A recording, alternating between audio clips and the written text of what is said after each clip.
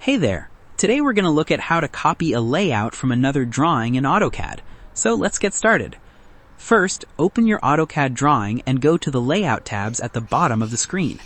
Over here, locate the Layout tabs such as Layout 1, Layout 2, or any existing Layout tab. Then right-click on any Layout tab.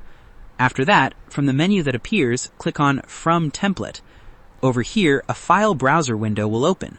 Then find the File Type drop-down menu near the bottom of the window.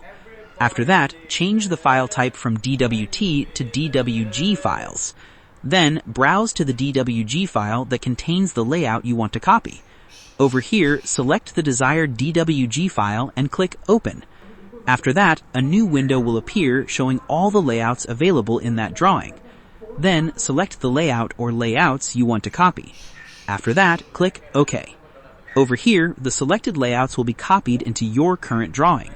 Then check the Layout tabs at the bottom of your drawing to confirm that the copied layouts have been added successfully. And that wraps it up. Appreciate you watching. See you in the next.